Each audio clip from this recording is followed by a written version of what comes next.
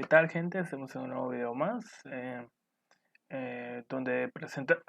donde veremos a continuación lo que son los materiales no ferrosos, bueno, sus aleaciones y algunos materiales.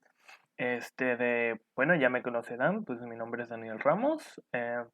Como ya saben, curso la materia de tecnología de los materiales con el ingeniero de Dasto y pues estamos aquí en esta actividad, que es la actividad número 3 de la unidad número 3. Para empezar, ¿qué son los materiales ferrosos? Bueno, los materiales ferrosos son una aleación no ferrosa o aquellos que poseen una composición del metal hierro. Por lo tanto, no consisten en ninguno de los tipos de acero. Y su base principal puede ser la de cualquier otro elemento metálico. Por ejemplo, el aluminio, el plata, el cobre, el berilio, el magnesio y el titanio, entre otros. A diferencia de los densos aceros ideales para el soporte metálico de los edificios y los cables de las puertas, las aleaciones ferrosas suelen ser más livianas y resistentes a la corrosión.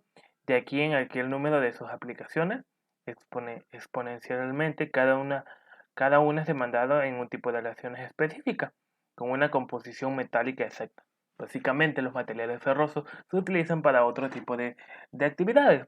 Como ya sabrán, los aceros, por su alta dureza, son utilizados para las infraestructuras de los edificios, ya que pues, se necesitan materiales duros que puedan soportar los grandes pesos.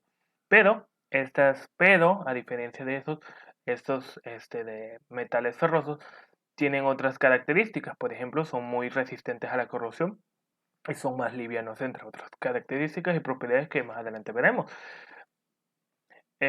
Sus estructuras, su estructura de estos materiales son al fundirse o soldarse en una solución sólida que después cristaliza los átomos de todos los metales, unen mediante el enlace metálico y a las estructuras resultantes se suman o cambian. Por lo tanto, cada aleación a una determinada composición tendrá sus propias estructuras cristalinas. Es por eso que para estudiar se recurre más bien a los términos de fase denotados normalmente como alfa y beta, representados gráficamente en un diagrama de fase en función y de variables tales como una temperatura, presión y composición. Todos esos términos ya lo hemos visto a través de todas las unidades pasadas y algunas actividades que he hecho. De hecho, incluso el primer video que hice, hablé sobre la estructura cristalina de cada uno de los materiales y mencioné que todas estas, los metales en consiguiente, normalmente tenían una estructura cristalina.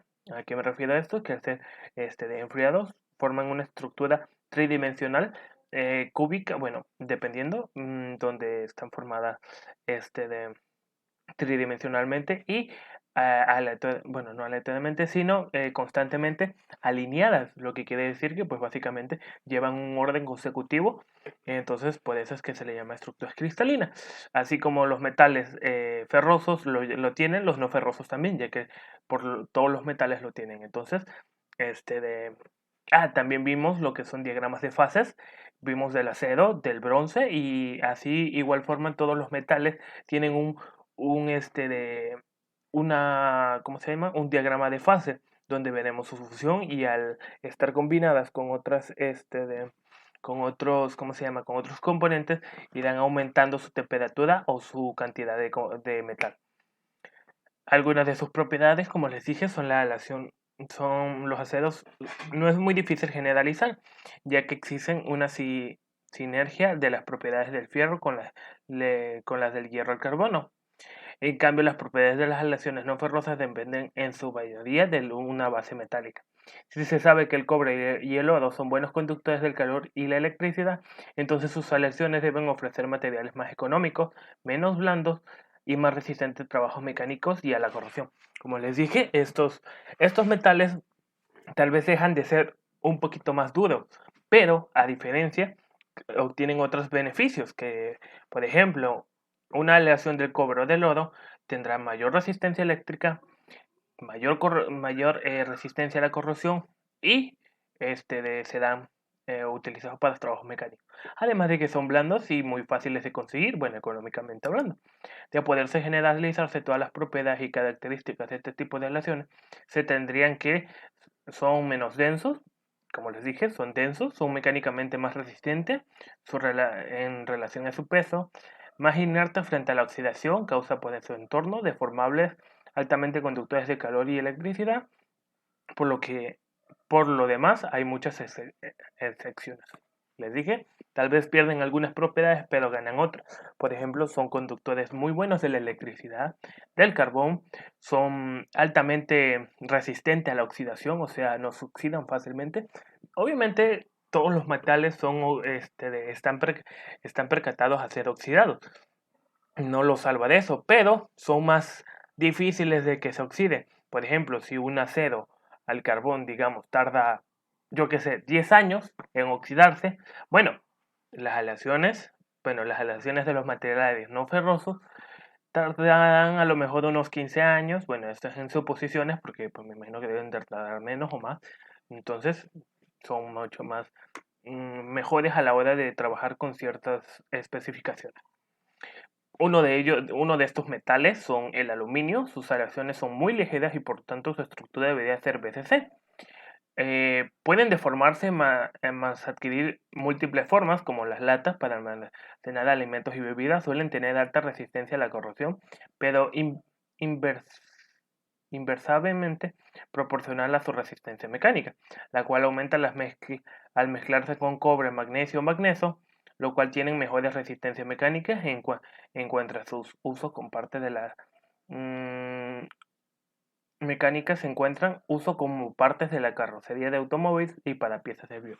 Como les dije, no exactamente estos metales no ferrosos, no por sí solos muchas veces no llegan a ser utilizables, sino utilizan su aleación. Y como les dije en videos pasados, una aleación consta de dos metales.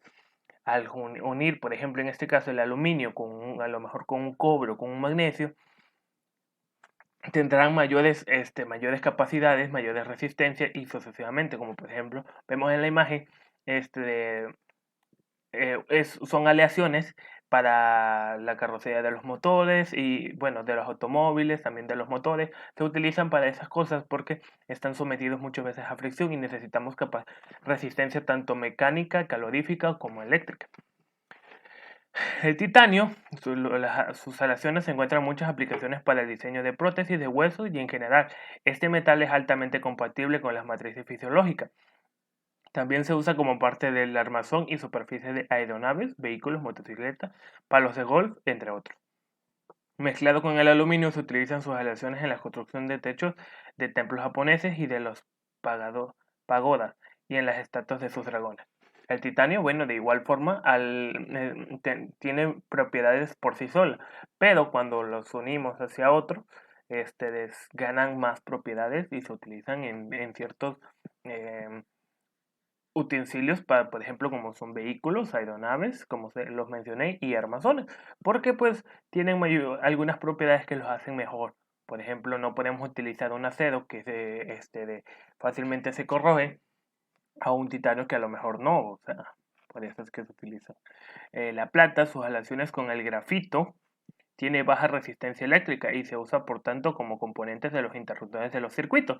Mezclado con mercurio se obtiene una amalgama con 50% de Hg y un menor porcentaje de cobre y estaño que se utiliza en el llenado de los defectos dentales. Sus aleaciones con cobre les otorgan resistencia tales que se crea con ellos discos de cortes metálicos y cierres. En la joyería se utiliza en una aleación de paladio y platino, resistente a las raspaduras y a la pérdida de su brillo.